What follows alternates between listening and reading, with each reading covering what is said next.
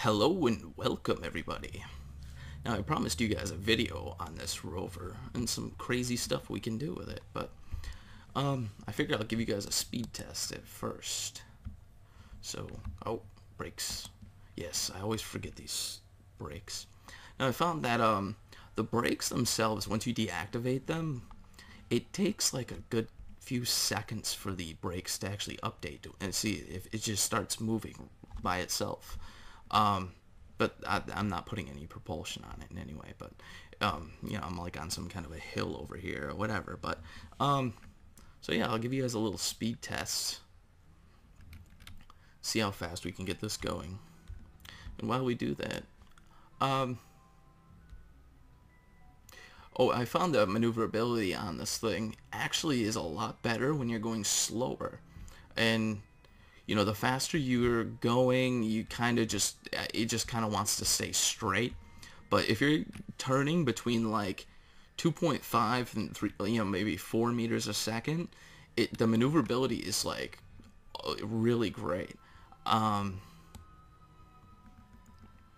that you can see that this design is a lot bigger than the old one, and I wanted to kind of test the limit to see how big I can get these things before they kind of are just impossible to get here. But anyways, I figure I would talk a little bit about me for because I noticed a lot of you guys are like Minecraft players or like ex-Minecraft players or whatever else, and I'm actually an ex-Minecraft player myself.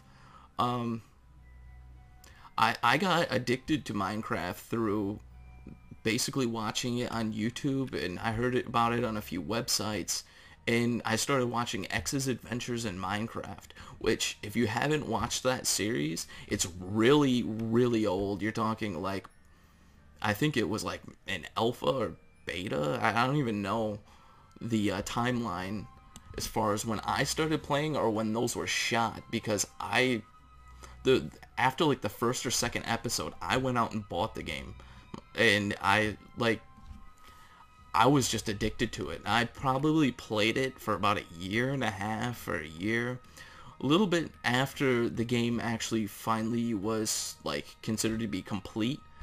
That's right when I kind of stopped playing it. The mystery of the game just wasn't there for me anymore.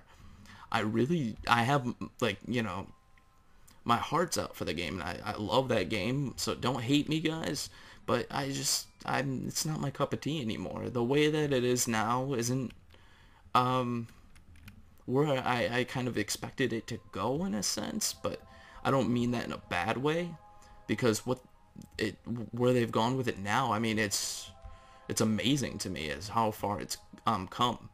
But I still watch Paul Source Jr. and the Yogscast playing, and they have a lot of cool things going on with Tekkit, and I can't even think of what else.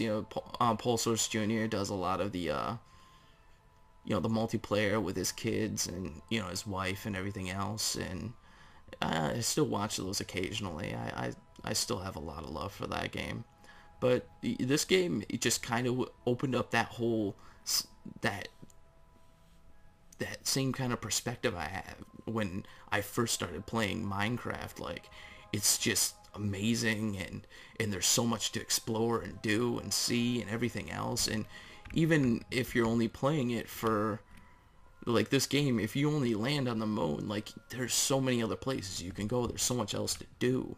It's just, you gotta get there. You gotta figure it out. Everything is, I like the fact that you have to figure everything out.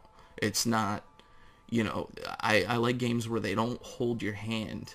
Like, I started off on a lot of shooters too, and a lot of shooters now, they just hold your hand the whole time you're playing the game, and they have like achievements in the game and stuff like that. It's like, I don't need an achievement to tell me I'm a good player. If I'm good, I know I'm good, especially when you're playing online. I mean, before achievements, and you look at clans and people playing together, they would have the best of the best of the best players and everything else, and it's just kind of a little silly now. I mean, when I started playing shooters, I mean, my first real shooter, if you want to call it that, was Doom. Or, I mean, not if you want to call it that, but you know, my first real shooter was Doom, and you know, when I really started gaming online, that's when like Battlefield Vietnam was out, and that game was like amazing to me. That was probably the funnest multiplayer game I played in a long time. But and you know, I jumped all around in the gaming world. Wow, look at that. Got some airtime. I played World of Warcraft, EVE Online, which, if you like spaceship games and stuff like that, I mean, if you don't mind paying monthly, EVE Online's a fun game. There's a lot to it, and I will tell you, a 2-week trial in that game is like if you wanted to compare it to money, that's like having a penny. Oh no! Oh no! No! No! No! No! No! No! No! No! No! If you wanted to compare EVE Online in a 14-week trial, like, there's just no way. I mean, 14-day trial. There's just no way for you to have a real good grasp on that game. And so, yeah, we got it up to 35.6, but I hit a huge hill. So, I mean, you guys can give me a break on that one. I had it up to like 40 before, easily. But you can see, I mean, this is a decent rover. I can get going fast. Everything else, just really not much of a problem.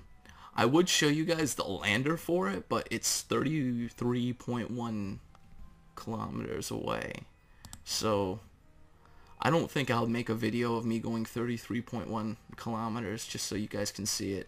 I will eventually bring it here. I need to get the trailer here first, which is one of the major things I need for, like, that trailer will help me bring it here. But so anyways, thanks for watching, guys. It's a little bit more on the rover. Oh yeah, I figured I'd show you guys the specs of it a little bit right before I go.